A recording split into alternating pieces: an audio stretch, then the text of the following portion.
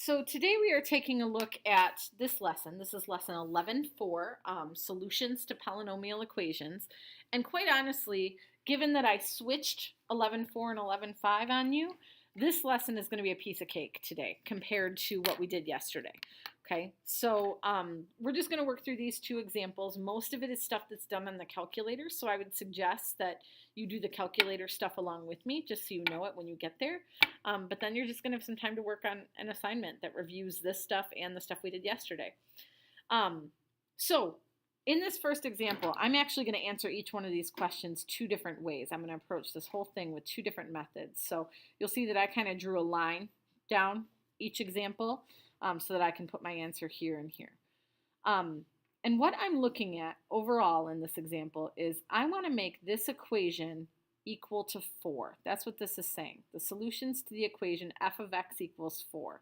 Well, this is f of x, so I want this thing to equal 4. And I'm looking for the x values that's going to make that happen.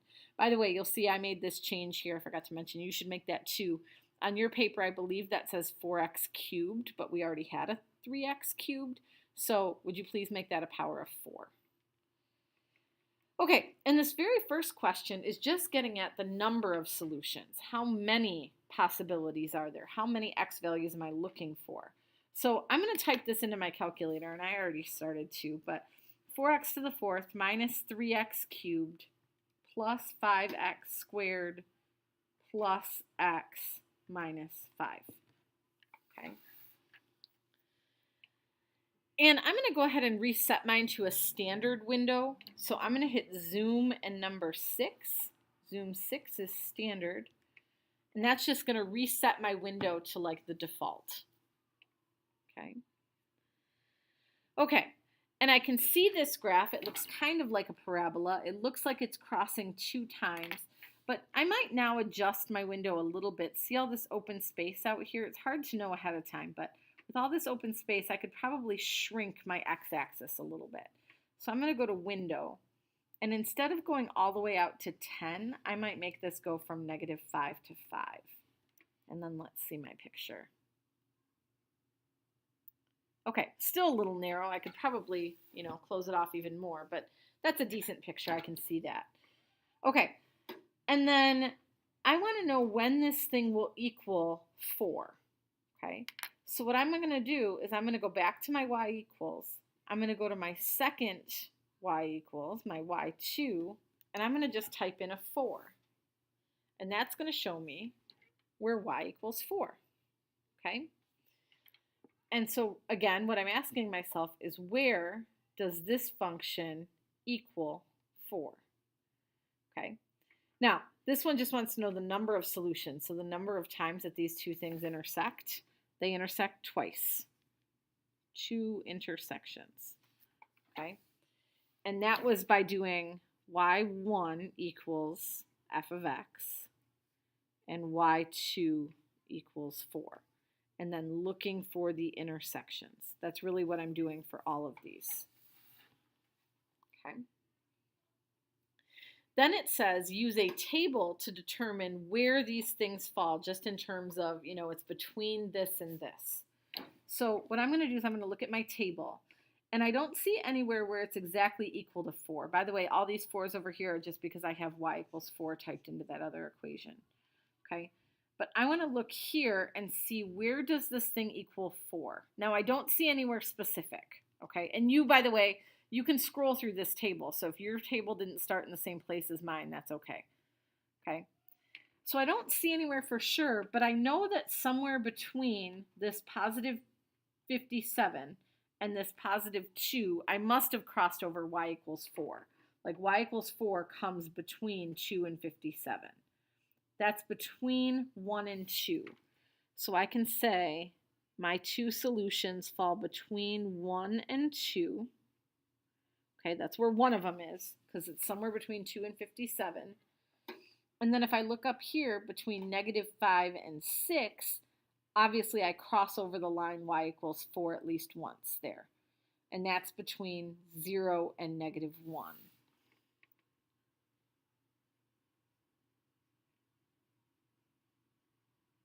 Okay, So that's what I'm using my table for, is I want to know, I know this must have equaled 4 somewhere between 0 and -1. And you can make your table, count by decimals and things like that so we could get a little bit closer. But there's actually a more exact way to do it, and that's coming up in this next thing. Okay, so use the intersect function to actually find the solutions. So looking back at my graph, what I want to know is where are these intersection points? Okay, where are they located in terms of the x value?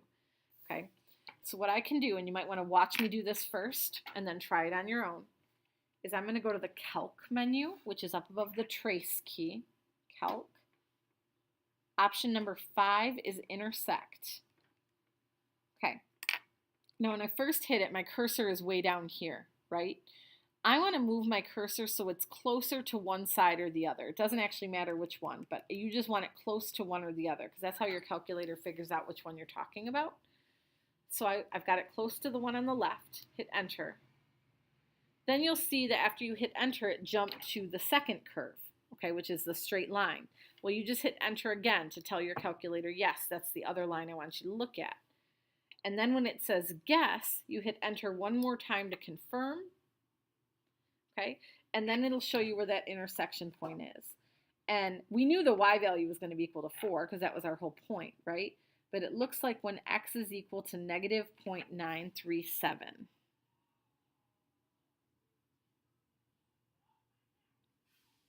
And that would qualify as our value that's between 0 and -1, okay? If you look at this, it crosses just before your x value of -1 there, -0.937. Now when I want to go find this other one, I'm going to do the same thing. I'm going to do Calc, Intersect. But this time before I hit Enter, I'm using my right arrow key, okay, to move my cursor closer to the other intersection point. And it doesn't have to be right on it, just as close as you can. And then I hit Enter to confirm that this is the first curve. I hit Enter again to confirm that it's my second curve. And I hit Enter one final time to tell my calculator that I want my answer now. When it says intersection, that's where you have your answer. And it's showing you that this intersection is at 1 point, I guess that would round to 1.1. And that would qualify as being between 1 and 2. Okay, so that's all fine and good when you're trying to make your equation equal to some number, like a 4, right? There is another way to kind of approach this from the beginning. Is see how we wrote this up here as being equal to 4? Well, I can take this 4 and subtract it from this -5. So that means that my new function is going to be 4x to the 4th minus 3x cubed plus 5x squared plus x minus 5. Nope, not minus 5. I'm sorry. I subtracted the 4. So it would be minus 9 equals 0. Okay? And now, instead of finding intersections, what I'm really trying to find are the zeros of this function. And remember, what we talked about all day yesterday was finding zeros. If I really wanted to, I could try to factor this thing, but I'm betting it's not going to factor very nicely. Okay? So now what I can do, go back to my y equals. I'm going to just change this equation so it's no longer -5. Now it's -9. But now I'm not going to worry about putting the 4 in here at all. Okay, because now I'm not trying to make it equal 4, I'm trying to make it equal 0. Because I already put the 4 in and moved it to the other side. So now when I hit graph, my graph is going to look just a little bit different. It's just a parabola that's dipping a little bit lower. But I can now see I have 2 places where I cross the x-axis. So this one would be where we're looking for crossing the x-axis. Because now you're looking for zeros. And I still see 2. Okay, I see 2 places where this thing crosses. 1, 2. Okay, and so I still have 2 solutions. All right. Now I can find my consecutive integers by looking in the table. But this time I want to know, when did I cross from positive to negative or vice versa? Because if I cross over from positive to negative, I must have passed by 0 on the way. So let's see, if I look down here, See how at x equals 2, I'm at positive 53, and at x equals 1, I'm at negative 2. So obviously I must have crossed 0 somewhere in between there. So I would say one of my solutions is between 1 and 2. And then I'm negative, negative, and then I jump back to positive here. So somewhere in here, I must have crossed 0 as well, and that's between 0 and negative 1.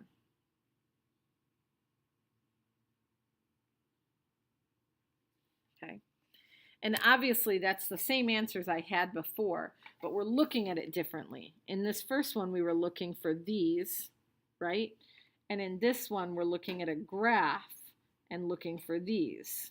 Okay, but the answers will be the same because we're essentially working with the same equation.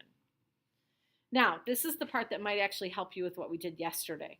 Okay, now we're not using the intersect function. We are using the zero function, and that's still under the calc menu. Okay, so calc 0. That's option number 2. Now, watch what you have to do with this one. This one works a little bit differently. Notice it says left bound, and I'm looking for this point right here. So I want to go to the left of this point, which is somewhere up here. So somewhere to the, I'm hitting my left arrow until I'm past this point. So up there is good. I'm going to hit enter, and then it now says right bound. So now I want to move my cursor to the right until I'm on the other side of this point. Then when it says guess, I'm going to hit enter one more time. And there's my 0.937. X is approximately equal to negative 0.937. I could do that over here on the other side. So calc 0. Now this time my left bound, if I'm standing at this point, anywhere to the left would be down here. Okay, so I want to be to the left of that point, maybe there. Enter.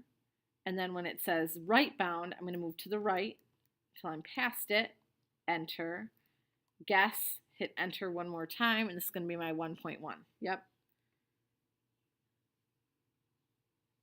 Okay, so same two solutions, doesn't matter how you do it. Whether you set the two equations equal to each other or whether you combine them into one equation, it would work out just fine. Okay. Okay, example 2, just real quick, this is just an estimation one. So if I'm just estimating, I'm just going to look at my calculator screen, look at my graph here. So I'm going to type in 3x to the 6th minus 8x to the 4th plus 2x squared plus 3. And let's graph that baby. And I'm just going to leave my calculator screen where it's at. Okay. It looks like a tooth. Sort of weird. I can see that I have 4 zeros, right? I can have 4 places where I'm crossing the axis here. And this right here, here and here, I don't know if you saw that when it came on the screen, but that was where the 1 and the negative 1 were. You can kind of picture it spaced out with these other dots. Let me do this real quick, just so you can see it again.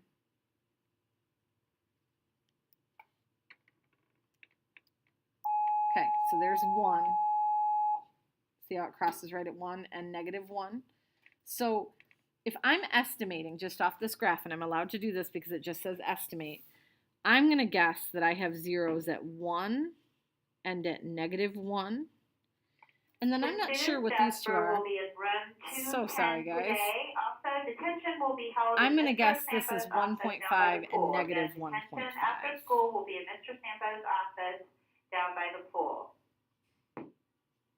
Sorry about that, guys. So again, I'm just kind of estimating where this is at. If this is 1 and this is 2, then I'm going to guess this is about 1.5. And I'm allowed to just do that because it says estimate. Now, we know we could do calc 0 and find out where it is specifically, but it does just ask me for an estimate. Now, if you want to check in your table, see how at negative 1 your answer is equal to 0?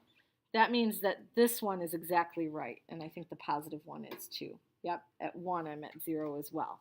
But to check these ones with the table, I would have to change my table settings to count by 0.5s. And I'm not going to mess with that because it really did just ask me to estimate.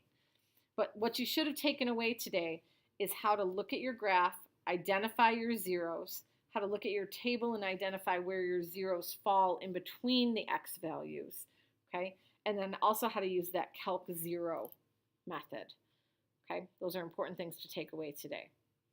Okay, homework for today, Lesson Masters 11.4 and 11.5b. Please take a look at those.